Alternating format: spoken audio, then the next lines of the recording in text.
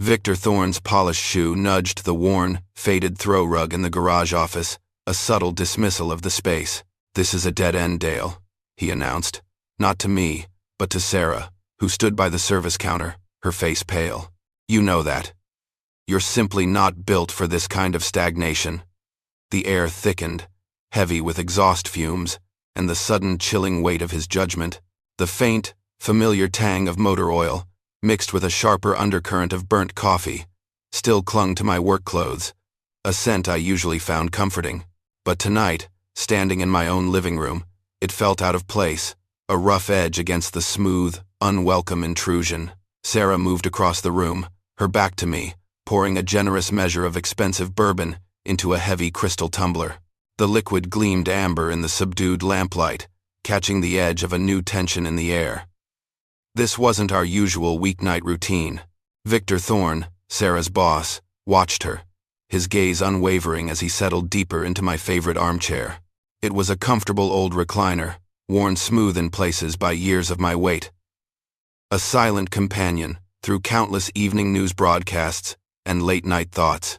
His Italian leather shoes, polished to a mirror sheen, rested casually on the edge of the antique oak coffee table, leaving faint, almost imperceptible scuff marks on the polished surface. I could see them from where I stood. Small smudges that seemed to mock the careful finish. He took the glass from Sarah, a fleeting brush of fingers, and then a slow, appreciative sip. "Most men would be honored," Victor said, his voice smooth, almost a purr, but his eyes, sharp and assessing, remained fixed on Sarah. He didn't look at me, not once. "Honored to have their wife selected for our executive leadership program." He swirled the bourbon, the ice clinking softly, a brittle sound in the quiet room. I watched Sarah's hand as she set the empty decanter down. It trembled. Just slightly. A barely perceptible tremor that spoke volumes. Her shoulders were drawn up, tight, a posture I knew well, a shield against some unseen pressure. She wouldn't meet my gaze, keeping her eyes fixed somewhere beyond Victor, on the framed print of an old farm scene hanging above the fireplace. The silence stretched, thick and uncomfortable, punctuated only by the distant hum of the refrigerator. I remembered the Sarah who first walked into my life, all sharp wit and big dreams, an eagerness that hadn't yet been tempered by the world, and me, the guy who smelled of grease and ambition, dreaming of owning my own shop. We'd fallen in love over lukewarm coffee at the diner down the street, sharing visions of futures that felt grander than our small Midwestern town. She'd leave notes for me, tucked into the business books I devoured, scribbled margins around profit margins and inventory control. I'd write back, my pen clumsy around the words that truly mattered. "Your dreams are bigger than this town," I'd scrawled once, late at night, but my heart's big enough to hold them. I'd meant it then. I meant it now, with a fierce, possessive certainty that felt both solid and fragile. We'd married young, full of a heady confidence that together, we could conquer anything. Every spare penny went into a savings account, building a small nest egg. Our first home was a tiny apartment above the Lucky Dragon Chinese restaurant, the smell of soy sauce and fried rice a permanent fixture in our lives. I'd worked double shifts, saved, borrowed every dime I could, and finally, with a handshake and a promise, I bought Old Man Hemlock's garage, renaming it Peterson's Legacy Motors.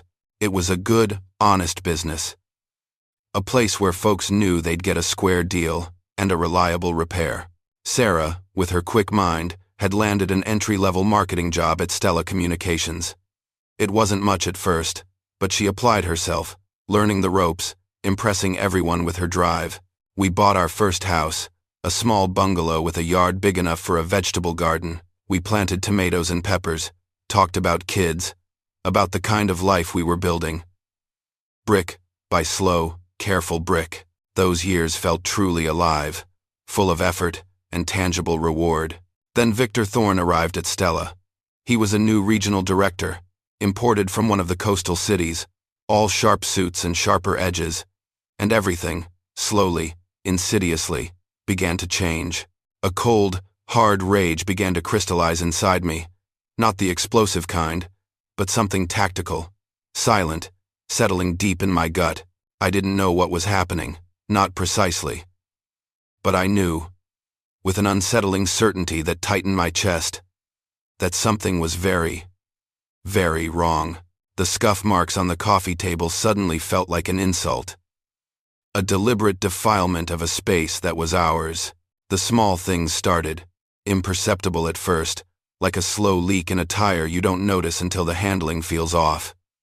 Sarah began working later, sometimes well past 8, then 9. Her phone became an extension of her hand, a constant, glowing presence.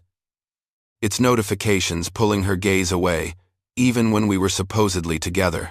There were moments, fleeting but sharp, when I'd catch her staring blankly into the middle distance, as if a part of her was already elsewhere, engaged in a conversation or a problem I couldn't access. The comfortable, easy way we used to talk, the way we'd dissect our days over dinner, faded into shorter, more clipped exchanges. She was there, but she wasn't. The light in her eyes, that bright, eager spark I'd always admired, seemed to dim, replaced by something harder, more brittle, like a finely polished stone that offered no warmth. She stopped tending the small herb garden we'd planted together in the backyard, the basil and mint growing wild, untended, and the notes, those small, often funny or encouraging messages, she used to tuck into my lunchbox, sometimes just a doodle of a wrench or a heart. They stopped altogether. My thermos would return empty, devoid of anything but the faint smell of coffee. "It's just work stress, Dale," she'd say, her voice tight, a familiar refrain. "Big changes at the company. I need to prove myself. You understand, right? It's a huge opportunity." She'd gesture vaguely, as if to encompass the invisible weight of her corporate ambitions. I did understand, or at least I tried to. I wanted her to succeed. Truly. So I worked harder too, bringing on another full-time mechanic, a young kid named Sammy, so I could get home earlier myself. I'd cook her favorite meals, a pot roast slow simmering or her mother's chicken casserole, trying to draw her back into the rhythm of our life. I'd set the table, pour the wine, but often, the food would cool, and the wine would sit, waiting, until she finally walked through the door. Exhausted, smelling faintly of office air conditioning, and a scent that wasn't quite hers. The distance grew, an invisible wall settling between us, built brick by brick with her late nights, and the growing anxiety that seemed to hum beneath her skin. She was always on edge, always checking emails, even on weekends. Our Sunday morning drives to the lake, our quiet walks in the park. They were gradually replaced by urgent calls or critical reports she had to finish. Then the gifts started appearing. First, a tailored blazer, a silk scarf. "Necessary for the corporate image, Dale," she'd explained, pulling the rough tag from the cuff. "Victor says presentation is everything, especially when you're moving up." The fabric felt expensive, foreign to my calloused hands. Then came the shoes, the handbag, each item a small, silent statement of a world I didn't quite inhabit anymore. Not long after, her old, reliable sedan, the one we'd bought together with our pooled savings, disappeared from the driveway, replaced by a sleek, dark gray company-leased car. It gleamed under the streetlights, a smooth, impersonal machine that looked out of place beside my battered pickup. "It's a company perk, Dale. Part of the new package. Saves us money on gas and maintenance," she'd rationalized, but her eyes wouldn't quite meet mine. A few weeks after that, I found a new membership card on the kitchen counter, for an exclusive health club on the other side of town. The kind of place with valet parking and juice bars. Victor Thorne, I later learned, was a regular there. I saw his expensive car in the lot a few times when I drove by. My unease, which had been a low, thrumming undercurrent, sharpened into a quiet, cold suspicion. I tried to push it down, to tell myself I was being paranoid, a small-town mechanic out of his depth, but the feeling persisted.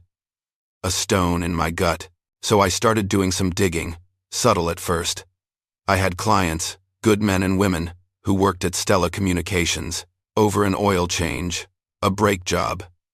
I'd make careful, casual inquiries. "How's things at Stella? Heard there's a new director. Thorne, is it?" A disturbing pattern began to emerge. Victor Thorne had a reputation for mentoring promising young women. It was always couched in professional terms: guidance, development, fast-tracking. Several women, bright and ambitious, had been rapidly promoted under his wing, elevated quickly through the ranks. But then, after a period of intense ascent, they would vanish. Abruptly, sometimes, a casual remark about personal reasons or pursuing other opportunities would be offered. But their departures were always sudden, always unexplained, and often, I learned through careful inference, accompanied by non-disclosure agreements. Their silence, the mandated, legal silence, screamed volumes to me. It echoed with stories unheard, with experiences buried. The realization settled over me, cold and heavy, connecting the dots that had been scattered like spilled bolts. And now, I was standing in my own living room, watching Victor Thorne, the architect of this subtle corrosion, make himself thoroughly, unapologetically at home. Dale. Sarah's voice cut through the heavy silence, artificially bright, a performance for the benefit of our guest. She turned, finally, offering me a strained smile that didn't quite reach her eyes. Victor has been mentoring me on executive presence. He thinks I have real potential. This program, it's a big deal. Itself, does he now? I kept my voice level, watching Victor Thorne. His smirk, barely perceptible before, widened just a fraction, a small, cruel victory playing out on his face. He took another slow sip of bourbon, his gaze lingering on Sarah before flicking to me, dismissive. Victor cleared his throat, setting his empty glass down with a deliberate click on the coffee table, right next to the scuff marks. He stood, a practiced, fluid motion, and straightened the knot of his expensive tie. "I'm hosting a leadership retreat this weekend at my lake house," he announced, his voice carrying an air of self-importance. "Very exclusive. A career-changing opportunity, really. A chance to separate the wheat from the chaff." He paused, letting the words hang in the air, then turned to Sarah, his expression suddenly severe. "Sarah's attendance is mandatory." The word hit me like a flat palm to the chest. "Mandatory," I repeated, taking a step closer, my hands clenching at my sides. The scent of motor oil and burnt coffee suddenly felt like a badge, a part of who I was, standing in opposition to the clean, sterile threat Victor represented. "That's an interesting choice of word for a weekend trip." Victor's smile didn't reach his eyes. It was a cold, practiced baring of teeth. He walked around the coffee table, closing the distance between us, until we were standing almost toe-to-toe.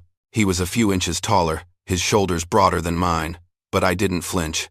"Listen carefully, Dale," he said, his voice dropping, the smooth purr replaced by a hard, metallic edge.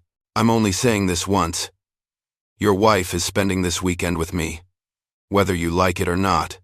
His gaze held mine, unblinking, challenging. He leaned in, just slightly, his breath, faintly sweet with bourbon, brushing my ear. "Your opinion means nothing. Got it? Zero. If you dare interfere, if you so much as breathe a word of this to anyone, your life will turn into hell. Not just yours, hers too. And that little garage of yours? It'll be a pile of rust before you know what hit it. You understand me?" I looked at Sarah then. Her face, carefully composed, was a mask I'd once known intimately. But now, beneath the perfect makeup, beneath the forced smile, I could see it. The raw, undeniable fear in her eyes. It was a familiar fear, one I recognized from years of observing others, clients who came in with worried glances and hushed tones, afraid of losing what they had. In that instant, everything clicked into place. The late-night calls she'd take, always stepping outside, her voice low and guarded, the way she'd jump whenever her phone buzzed, her eyes darting to the screen with a mixture of dread and anticipation, the mysterious deposits in our joint account, larger sums than her regular paychecks, which she'd vaguely explained away as performance bonuses or incentives for hitting targets. I'd wanted to believe her, had chosen to believe her. Pushing aside the small, nagging doubts, this wasn't just workplace harassment. This wasn't just a boss being overly demanding. This was something darker, more insidious. This was a systematic destruction of a person's will, a calculated erosion of their autonomy. Victor wasn't simply grooming Sarah for an affair. He was breaking her down, piece by piece, isolating her, making her dependent on his approval, his mentorship, his twisted vision of success. He was turning her into an echo of what she once was, a hollowed-out version of the bright, ambitious woman I'd married. The thought sickened me, a sour taste at the back of my throat. I stepped forward, closing the remaining inch between Victor and me. My voice dropped, not to a shout, but to a dangerous, measured, quiet. "Mr. Thorne," I said, my voice barely a whisper, yet it cut through the room like cold steel. "I'd like you to repeat what you just said, clearly, for the record." My eyes didn't leave his, challenging him to back up his bravado. Victor laughed, a short, sharp bark that held no humor. But there was a flicker. A momentary pause in his eyes, a glint of something that looked like uncertainty. He caught himself quickly, the arrogance returning full force. "Are you recording this, you pathetic little man? Do you know who I am? What I can do to you? To your business? To your wife?" He leaned back, crossing his arms, a smirk spreading across his face. "I know exactly who you are," I replied, my voice calm, almost detached. "The question is, Mr. Thorne, do you know who I am?" Victor's smirk faltered for a second. He loosened his tie, running a finger around the collar of his shirt, a gesture I recognized from old mob movies, the powerful man preparing for unpleasantness, signaling that the pleasantries were over. "Who you are," he scoffed, his gaze sweeping over my work clothes, then back to my face with contempt. "You're nobody. A grease monkey lucky enough to marry above his station. What do? Change oil and rotate tires? Do you really think Sarah belongs in a world of oil changes and tire rotations, Dale? She's smart. She's ambitious. She's made for more than this." His hand gestured around our living room, dismissing it, dismissing our life. I felt Sarah flinch beside me, a small, involuntary recoil that tugged at something deep inside me. That was what truly got my attention. Not his insults, not his threats, but her reaction. It was the movement of a person who had heard those exact thoughts, those exact words, planted in her mind over months of subtle manipulation, of insidious whispers designed to make her question everything she thought she knew. He wasn't just talking to me. He was talking through me, reinforcing the narrative he'd built for her. "Victor, please," Sarah whispered, her voice barely audible, a fragile plea. But he silenced her with a sharp, almost imperceptible gesture, a flick of his wrist that was nonetheless absolute. She fell silent, her eyes darting between us, caught in the crossfire. "No, let's be honest here, Dale," Victor continued, ignoring Sarah, his eyes locked on mine. "Your wife has potential. Real potential. The kind that could take her to the very top, if she has the right guidance, if she's willing to do what it takes, to make the necessary sacrifices." He took another step closer, the heavy scent of bourbon on his breath. "You understand sacrifice, don't you? Being a small business owner? Giving up things? For the bigger picture?" The threat hung in the air, heavy and palpable, a cold, hard knot of words that didn't need to be fully articulated. It was clear and undeniable. He wasn't just talking about ambition. He was talking about ownership, about a transaction. My gaze drifted past Victor's shoulder, to the mantelpiece where our wedding photo sat in a silver frame. We were younger then, smiling, our arms wrapped around each other, the small-town church behind us. Sarah's eyes, bright and full of a future we were going to build together, brick by careful brick.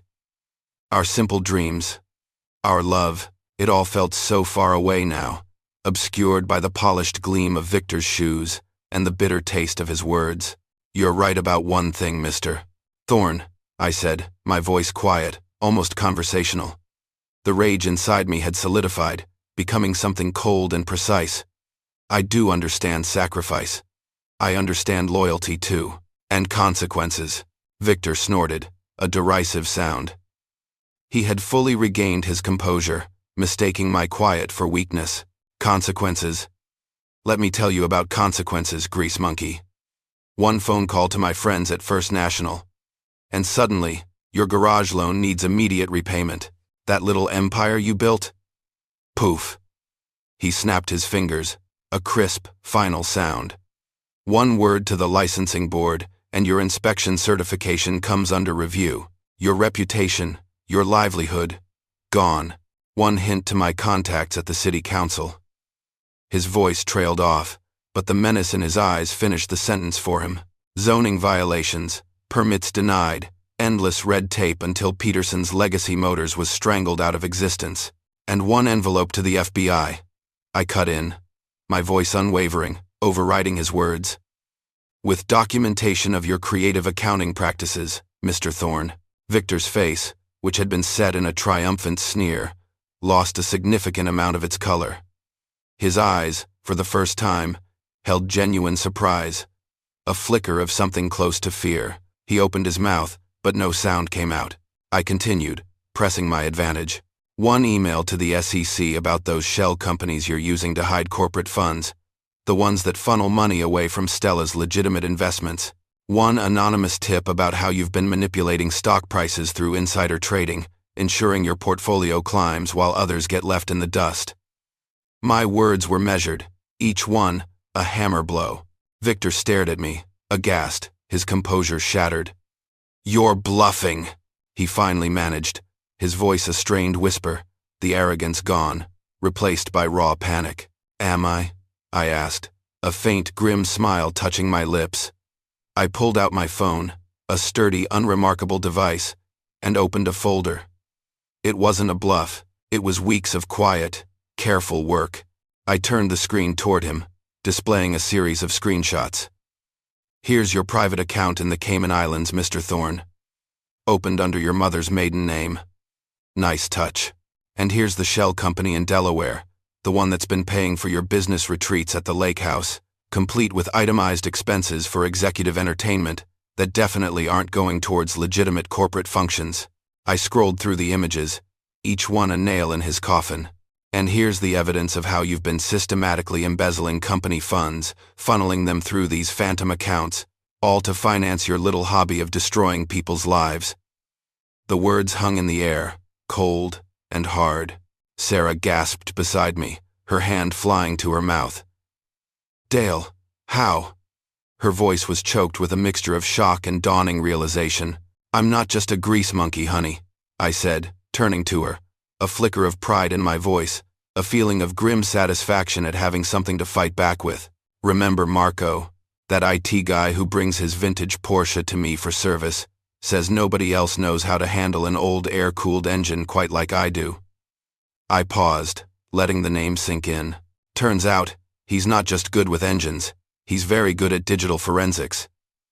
And he's got a keen interest in corporate fraud, especially when it involves people who prey on others. The air in the living room had changed. The power dynamic had shifted. Irrevocably. The predator had become the prey. You're seeing the intricate dance of power and desperation unfold. Stick around to the end to see how life's costly choices unfold.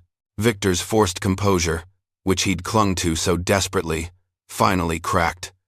His face was a patchwork of disbelief and mounting fury. You had no right, he snarled, pointing a trembling finger at me. This is an invasion of privacy. Corporate espionage. No, right? My voice remained calm, a low hum of power that surprised even me. But beneath it, the rage was building, a slow, hot burn that threatened to ignite, like you had no right to threaten my wife, to make her feel trapped in a job she once loved, to try and destroy our marriage, piece by piece. Just for your twisted amusement? I took another step, closing the distance until I was close enough to smell his expensive cologne, a scent that now seemed cloying, sickly, sweet. My shadow fell over him, making him seem smaller, less substantial. Let me tell you what's going to happen next, Mr. Thorne. If we like down. My words were precise, unhurried, each one delivered with the weight of absolute certainty. You're going to leave now. Not in 10 minutes. Now. You'll walk out that door, get in your car, and you will drive away, and you will not set foot in this house, or anywhere near Sarah, ever again. Victor swallowed hard, his eyes darting to Sarah, who stood frozen, watching, her breath held. Tomorrow morning, I continued, ignoring his flicker of defiance. You will accept Sarah's resignation letter, no questions asked. You will approve her full severance package, the maximum allowed by company policy, with no fuss, and you will provide excellent references. References that reflect the brilliant, hard-working woman she is, not the broken version you've been trying to create. I paused, letting each demand sink in. And finally, you will never contact her again. No emails, no calls, no accidental run-ins. If I ever hear your name in the same sentence as hers again, you will regret it more than you've ever regretted anything in your privileged life. Or what? Victor managed, a sneer trying to fight its way back onto his face, but the tremor in his voice betrayed the raw fear now gnawing at him. He knew I wasn't bluffing anymore. Or, I said, leaning in just slightly, making sure my words would resonate. Every board member at Stella Communications gets a detailed report of your activities, complete with financial statements, witness testimonies, and an explanation of how you've leveraged your position to exploit and discard promising female employees. Every single one of them, not just in this city, but everyone you've left in your wake. I pulled back, watching his eyes widen. Every shareholder learns how their CEO has been stealing from them, siphoning off company profits for his personal pleasures, manipulating the market for his own gain. They'll want answers, Mr. Thorne, and the SEC will be very interested in those answers. And every newspaper in this state, and perhaps a few national ones, gets evidence of how you've been preying on female employees, leveraging their ambition against them, and then silencing them with NDAs. You won't just lose your job, you'll lose your reputation, your career, everything you've built on the backs of others. You'll be ruined, Mr. Thorne, completely and utterly ruined. The silence that followed was deafening, heavy with Victor's dawning realization. He looked at Sarah, then back at me, his eyes darting, calculating his rapidly dwindling options. The smug confidence was gone, replaced by a desperate, trapped expression. He could see his empire crumbling around him. Not with a bang, but with the quiet, methodical precision of a wrench turning a stubborn bolt. The game was over. You're making a mistake, Victor said finally, his voice weak, stripped of all its former power. He looked haggard, his face pale, his expensive suit suddenly looking ill-fitting.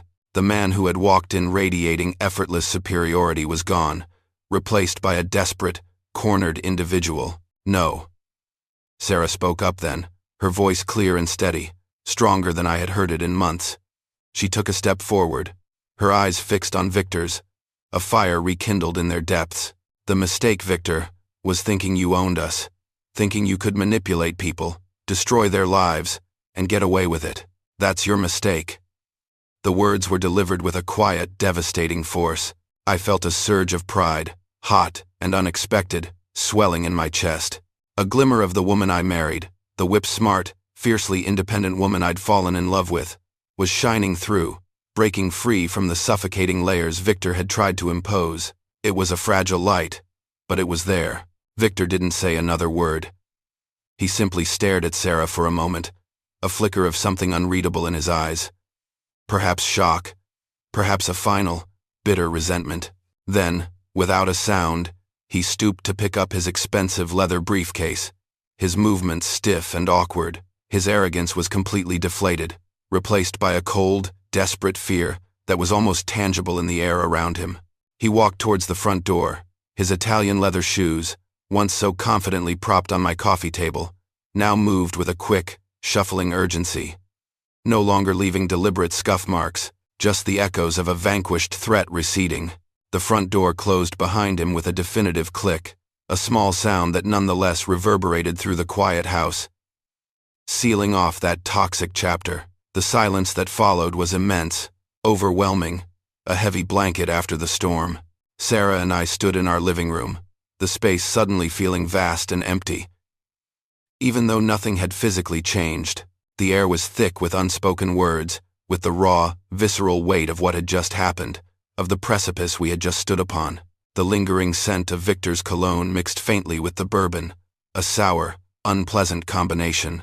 Sarah turned to me, her eyes glistening. Tears welled up, spilling over and tracing clean paths down her cheeks, a complex mixture of relief that trembled through her, of shame for the choices she'd made or felt forced to make, and a profound, wordless gratitude for the stand I had taken. Her lips quivered slightly, but she didn't make a sound. I took a hesitant step towards her, reaching out my hand, not quite touching her, just offering it, an open gesture of connection.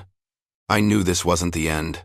The immediate threat was gone, but the battle for their marriage, the real, internal rebuilding, had only just begun. There would be conversations, difficult ones, and a long road ahead to heal the wounds, to bridge the distance that had grown between us.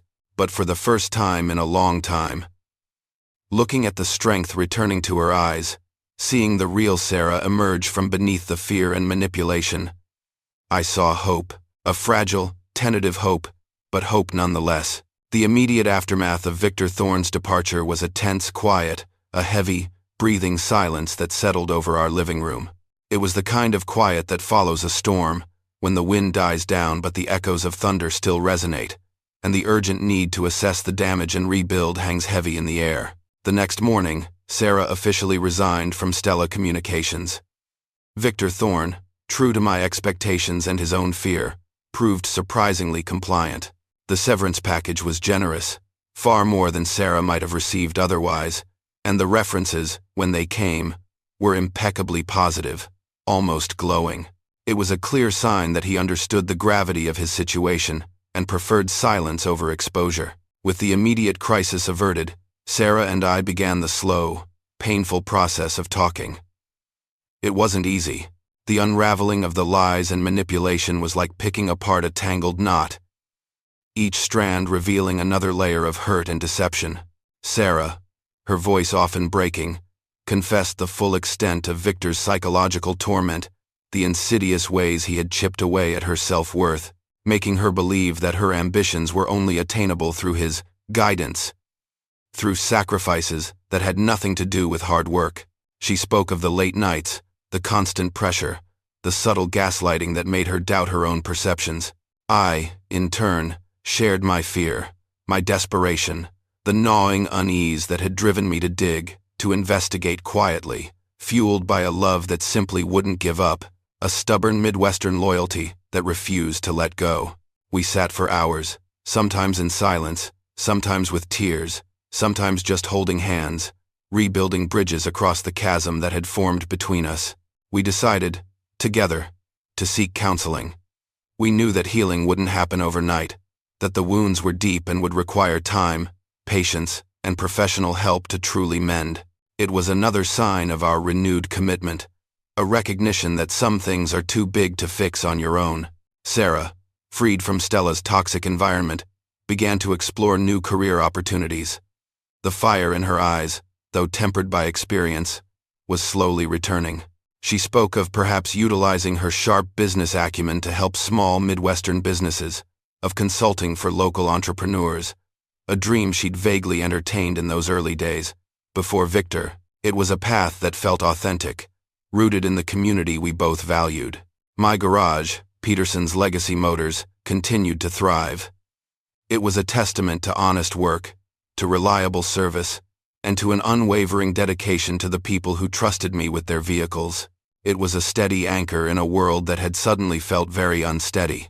Our garden, once neglected, slowly came back to life. We tended it together, weeding and watering, the simple act of nurturing something green and growing becoming a quiet, therapeutic ritual. We found small ways to reconnect, leaving notes in each other's lunchboxes again, sharing quiet meals on the porch swing, rediscovering the comfort of each other's presence without the constant hum of underlying tension. The scars, of course, remained. They were a reminder of the price of unchecked ambition, of the insidious nature of betrayal, and of the fragility of trust. They were etched into our story, a part of who we were now. But beneath those scars, slowly, carefully, a stronger, more resilient bond began to form, forged in truth, in the hard-won understanding of what we had almost lost, and in a renewed, unwavering commitment to each other. It was a Midwestern kind of ending, not flashy, not perfect, no grand pronouncements or dramatic resolutions, just honest, hard-won, and full of the quiet, enduring hope that comes from fixing what's broken, piece by painful, deliberate piece. The immediate aftermath settled over us, a heavy quiet in our living room. It was the kind of peace that comes after a long, hard fight, not gentle, but earned. Sarah resigned from Stella Communications the next morning. Victor Thorne, surprisingly compliant, ensured her severance package was generous, the references impeccable. He vanished, a ghost of a man who'd once filled our home with his presence. Sarah and I began the slow, painful process of talking. We unraveled the layers of his manipulation, her shame, my fear. We sought counseling, understanding that healing wouldn't happen overnight. She found new purpose, using her sharp mind to help other small businesses in our town thrive, a dream reborn. My garage, Peterson's Legacy Motors, continued its steady work, a testament to honest labor. Our garden, once neglected, we now tended together, a symbol of growth and resilience. The scars remained, a quiet reminder of what we'd endured, but beneath them, a stronger bond began to form. It wasn't a storybook ending, but it was real, hard-won, and full of the quiet hope that hums through a Midwestern spring.